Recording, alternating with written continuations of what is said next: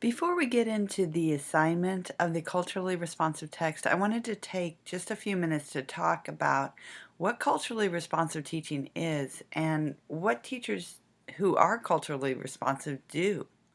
So, in a classroom or a school that is culturally responsive, there is a sense of community out of cultural diversity, a curriculum that's not Eurocentric or Afrocentric or Asian centric, but it's centered. It fairly and accurately reflects the contributions of so many different cultures.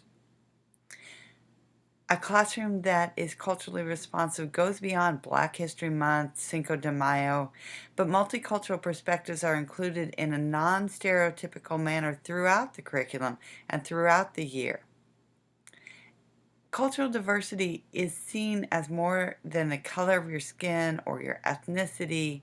It includes things such as different ability people, gender and sexual orientation considerations, religious tradition differences, and so on.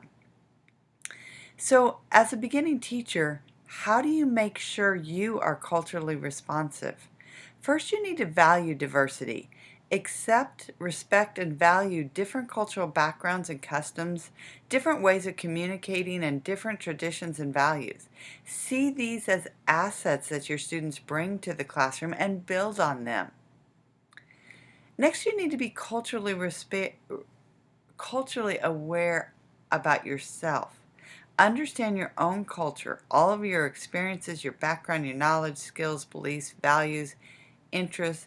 They shape your sense of who you are, where you fit into family, school, community, and society, and how you interact with students. You really need to know yourself.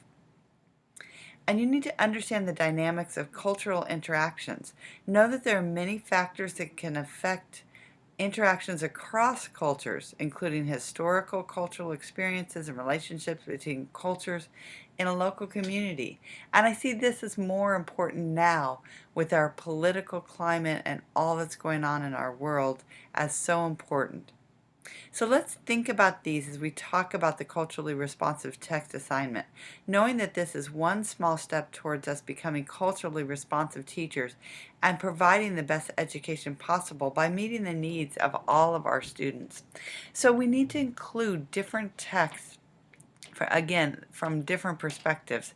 In our classrooms. So I want you to choose a book that you think would be appropriate culturally relevant for students in a future classroom. And I want you to evaluate this book. So let's look. You're going to put the name of the text, the author, the published date, the picture if possible. And this can be a book that you've included in your portfolio. And then rate this book. The first part of the rating is just in general, like you would for any text. Just number it a 1 through 4. Put an X on 1, 2, 3, or 4. 1 is a no, 2 is probably not, 3 is maybe, and 4 is yes. What you think about this book. So does it expand the awareness of the child by broadening their understanding and so on? Okay, so those again are just general, and these are taken from your textbooks and maybe reworded just a little bit. And then we look at specifically for multicultural literature. Is it authentic? Are the culture, people in the culture displayed multidimensionally and not just stereotypically? Um, are the details integrated in the text and in the illustrations? Is it accurate? Is language used authentically? And that doesn't mean that Spanish or French, but even within the English language, is it used as an authentic dialect of English and so forth? Um, is it a text that avoids their simple answers because there are no simple answers? Is it specific about the cultural roots of the group? Not about, for example, on number 12, not about all Native Americans because there's so many different cultures within that group, but of a particular tribe or a particular region. Does it reflect values of the culture being displayed? And finally, of course, does it not include offensive expressions, negative attitudes, stereotypical representations. And one of the podcasts, you'll see the Five Chinese Brothers. That was the only book featuring Asians in the whole school. So keep those things in mind. And then there are some other factors to consider that I want you to jot down your thoughts about. Um, a lot of times, not always, but a lot of times, a very good book will receive a award. So has this book received some kind of award? And then would you use this text in your classroom? Maybe you started out by thinking, oh, this would be a really good thing. But as you went through the checklist, you realized, no, I don't want to include it in my classroom.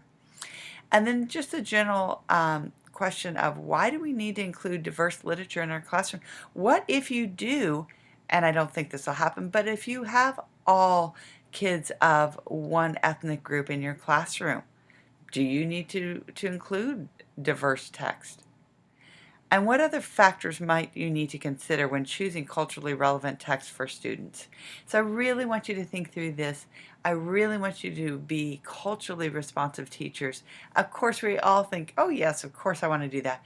But you have so many layers to think about as you begin your journey in becoming a culturally responsive teacher. And again, choosing culturally responsive text is just one piece of this. So let me know if you have any questions. I look forward to seeing your thoughts. Thanks so much for listening.